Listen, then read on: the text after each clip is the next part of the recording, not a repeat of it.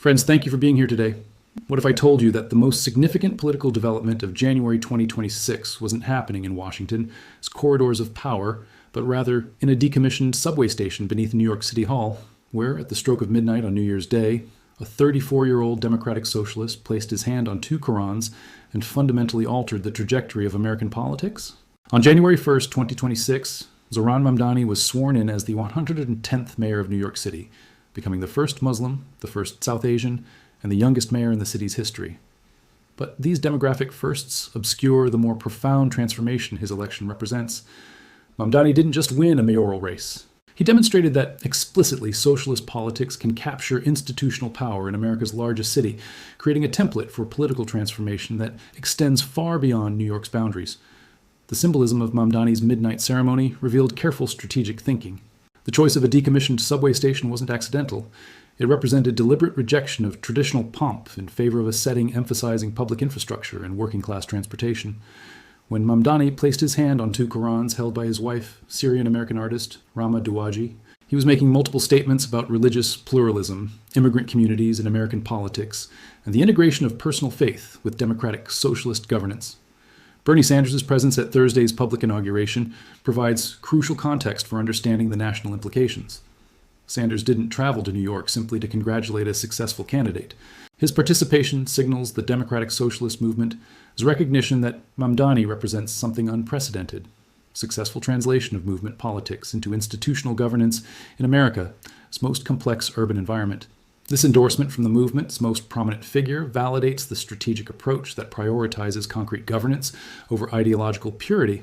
Mamdani's political trajectory illuminates the strategic evolution of American socialism from protest movement to governing force.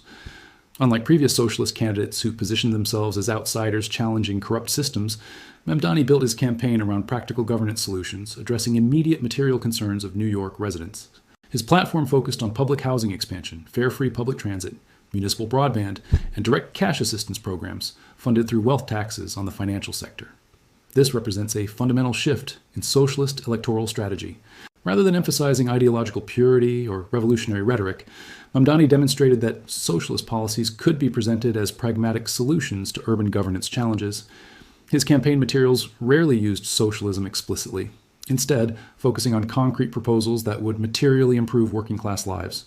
This strategic framing allowed him to build coalitions extending beyond traditional leftist constituencies to include moderate Democrats concerned about housing costs, transportation reliability, and municipal service quality.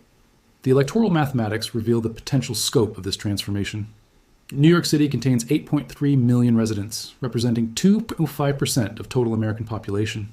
The city's economy, with GDP approaching $900 billion annually, would rank as the 11th largest national economy globally if independent. When a democratic socialist captures control of this infrastructure, implications extend far beyond municipal governance. Mamdani's policy agenda would create the largest municipal socialist experiment in American history. His universal basic assets proposal would provide every New York resident with a city-funded savings account for housing, education, or business investment. Municipal broadband would establish internet access as public utility, eliminating private telecommunications monopolies. Housing proposals include direct municipal land acquisition and establishing social housing as permanent residential market sector. The federal implications cannot be overstated.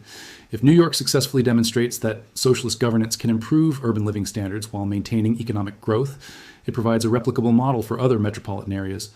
Cities like Los Angeles, Chicago, Philadelphia, and Detroit contain significant populations sympathetic to democratic socialist politics. Successful implementation could accelerate socialist electoral campaigns nationwide, creating what analysts describe as municipal socialism networks that could fundamentally alter American urban governance.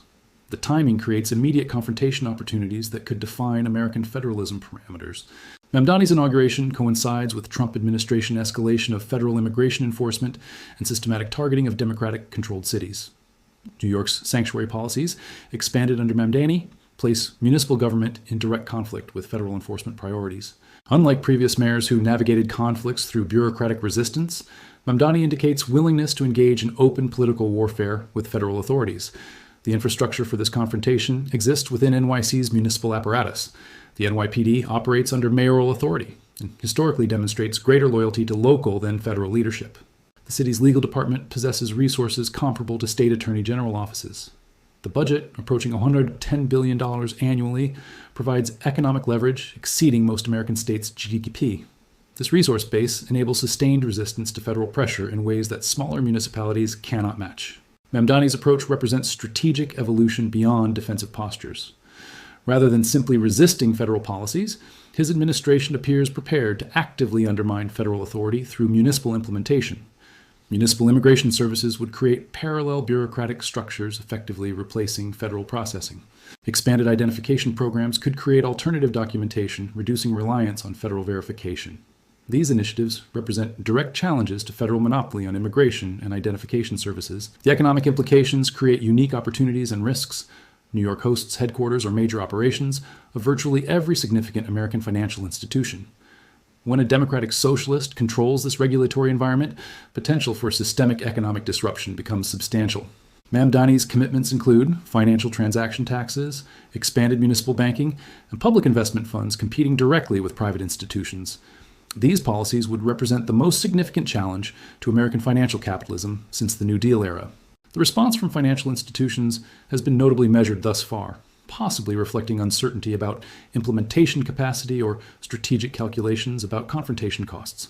However, early indicators suggest preparation for potential conflicts. Several major banks have reportedly established contingency planning committees to address municipal policy changes. Investment firms have begun relocating certain operations to suburban locations outside municipal tax jurisdiction. The National Democratic Party's response reveals deep tensions about ideological direction and coalition management. Progressive Democrats celebrate Mamdani's victory as validation of their leftward strategy through primary challenges and grassroots organizing. Moderate Democrats worry that prominent socialist successes provide Republican ammunition in suburban districts, where gains depend on appeals to voters fleeing Republican extremism but skeptical of leftist politics. Republican responses have been fragmented, reflecting uncertainty about attacking a politician whose policies poll well among urban constituencies, but whose ideological framework provides obvious conservative targets. Traditional red baiting may prove less effective against a politician whose immigrant background and religious identity create multiple attack angles that risk strengthening rather than weakening his position. This strategic complexity forces Republicans to choose between different attack vectors that may conflict with each other. The question of scalability represents perhaps the most significant challenge. Municipal socialism, regardless of local success, operates within economic and legal frameworks determined by state and federal authorities. Policies effective for New York cannot necessarily extrapolate to state or national levels without fundamental changes to American structures. This limitation creates inherent tensions between local implementation and systemic transformation objectives. This creates strategic pressures that could push Mamdani toward increasingly confrontational relationships with higher government levels. Successfully implementing socialist policies may require actively undermining state and federal authority beyond traditional intergovernmental conflict boundaries.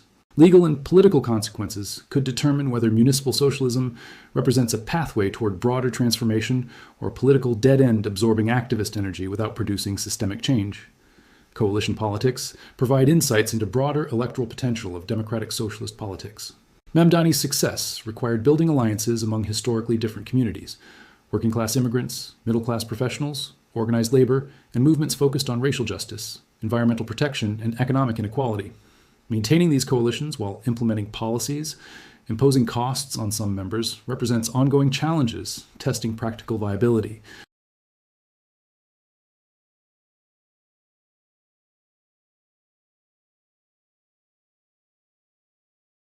The international dimensions provide additional strategic advantages previous American socialist politicians lacked.